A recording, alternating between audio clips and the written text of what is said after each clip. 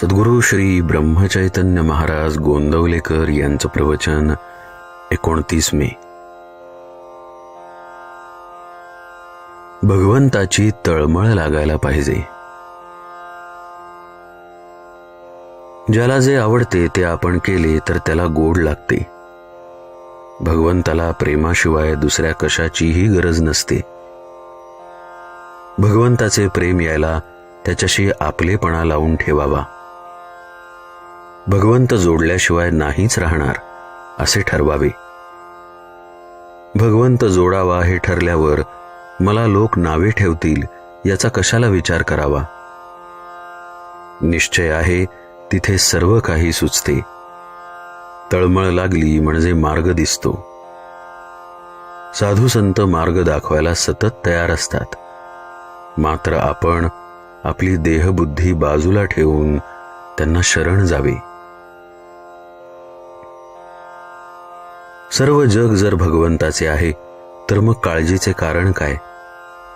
उपाधी कोणी लावून घेतली. माझी मीच. मी निर्दोष होईन तेव्हाच लोक मला तसे दिसतील. आपल्या सर्व अवगुणांना कारण म्हणजे मी रामाला विसरलो हेच आहे. परमात्म्याचा विसर पडतो हेच खरे पाप. कोणी पाहत नसेल तर तिथे वाईट कर्म आपण करतो. पण भगवंत चोहोकडे पाहतो अशी जाणीव ठेवली म्हणजे असे पाप घडणार नाही. कोणतेही कर्म करताना फळाची आशा धरली तर ते घातक होते. ज्याने भगवंत जवळ आणला जातो तेच चांगले कृत्य. स्नान संध्या केली आणि व्यवहार खोटा केला तर त्या संध्येचा काय उपयोग. मनात कोणताही हेतू न धरता परमेश्वरावर श्रद्धा ठेवून वागावे. मन परमेश्वराला अर्पण करावे. ते दुसरीकडे गुंतवू नये. एकदा अर्पण केलेल्या मनाला जर पुन्हा विषयाचा आनंद झाला तर ते अर्पण झाले नाही असे समजावे. माझा प्रपंच व्हायचा असेल तसा होवो, पण तुझा विसर पडू देऊ नको असे अनन्य भावाने भगवंताला म्हणावे. प्रत्येक कृतीत मी भगवंताचा आहे ही जाणीव ठेवावी.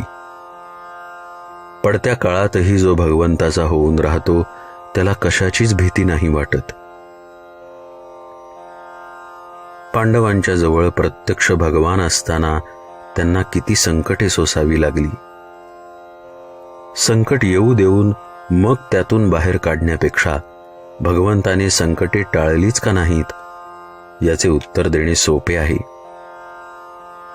पुष्कळ वेळा आपल्यावर येणारे संकट कुणी टाळले तर ते संकट येणारच नव्हते असे आपण समजतो. खरे सांगायचे म्हणजे संकटे ही आपल्या कर्माचीच फळे असतात. संकटांमध्ये भगवंताच्या अस्तित्वाची जाणीव राहिली तर ती आपल्याला समाधान देते. ज्यांना सर्व अनुकूल आहे त्यांना देखील समाधान हे नसतेच. म्हणून ज्यांना तितकी अनुकूलता नाही त्यांनी त्याबद्दल असमाधान ठेवण्याचे कारण नाही. कारण समाधान हे त्यामध्ये नाहीच नाही.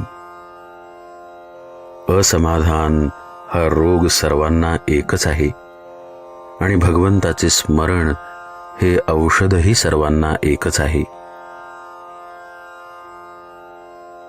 वासना मारायला भगवंताचे अधिष्ठान हा एकच उपाय आहे. जानकी जीवन स्मरण जय जय राम.